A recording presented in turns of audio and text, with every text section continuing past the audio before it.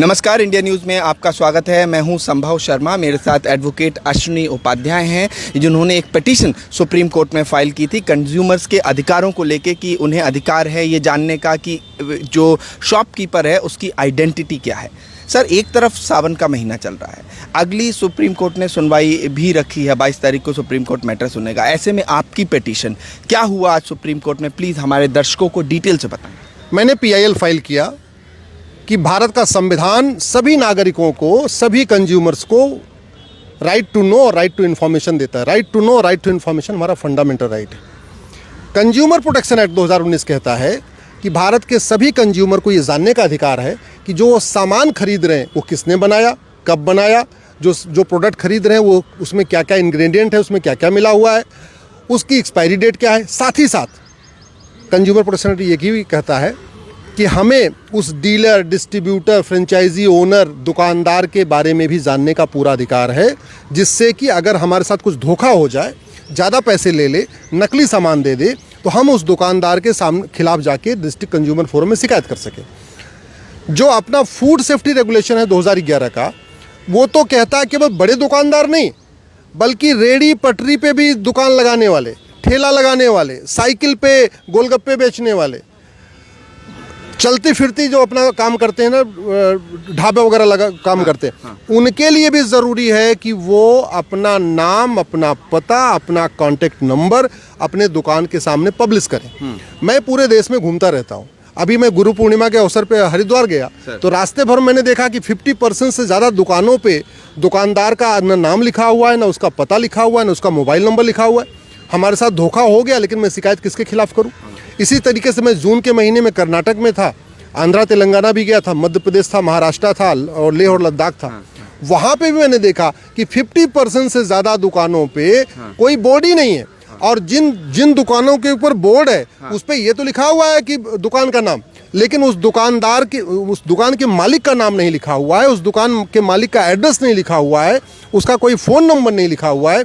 इसलिए हम लोगों को, कंज्यूमर्स को बहुत दिक्कत होती है।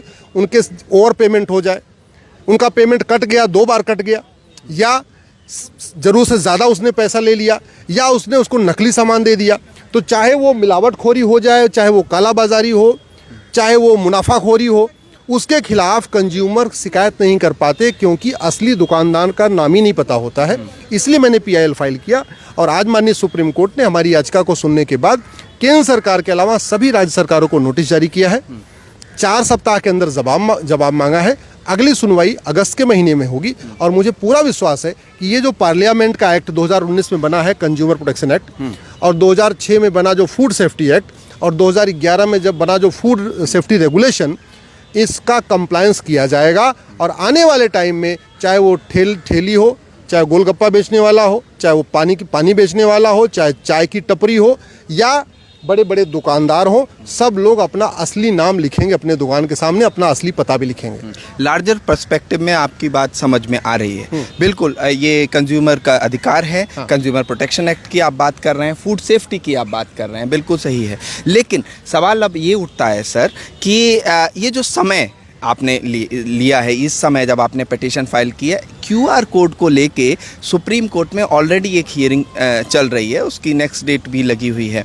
उत्तर प्रदेश के इस कानून को QR कोड से स्कैन करके आप आइडेंटिटी जान सकते हैं किसी की, उसको लेके विवाद है। ऐसे में जब आपकी पिटीशन आती है तो इनडायरेक्टली उसमें भी तो नाम ही और सब आइडेंटिटी रिवील हो जाएगी ना व्यक्ति की। और आइडेंटिटी को लेकर पिछली बार भी पिछले साल जब इन दिनों सुनवाई हो रही थी कांवड़ यात्रा के ही दौरान, तो सुप्रीम कोर्ट ने कई टिप्पणियां की थी। उस को ध्यान में रखते हुए आपकी ये पिटीशन किस तरह से देखी जाए? देखिए, पहली बात तो हवलदार जो पुलिस में है ना, उसके लिए भी अपनी नेम प्लेट लगाना ज़रूरी है। थानेदार के लिए भी नेम प्लेट लगाना ज़रूरी है। तहसीलदार के लिए भी नेम प्लेट लगाना ज़रूरी है। कलेक्टर, कप्तान के लिए भी अपने ऑफिस के सामने नेम प्लेट लगाना ज़रूरी है। हम लोग वकालत करते हैं, हम अपने चैम्बर के सामने नेम प्लेट लगाना ज़रूरी है। जो लोग डॉक्टर हैं उनको अपने क्लिनिक के सामने नेम प्लेट लगाना ज़रूरी है। सबके लिए नेम प्लेट लगाना ज़रूरी है।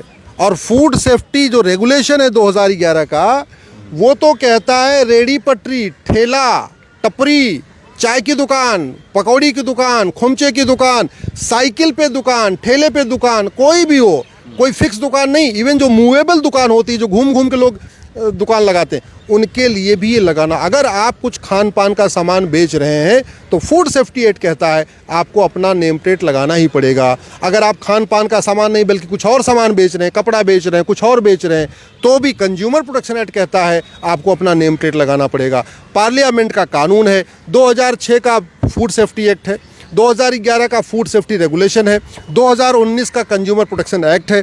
इसका कंप्लायंस नहीं हो रहा है, बल्कि उल्टा इसके खिलाफ सुप्रीम कोर्ट में याचिकाएं फाइल हो गई हैं। इसीलिए मजबूरी में मुझे पीआईएल फाइल करना पड़ा कि भैया इसका कंप्लायंस करो, कानून है।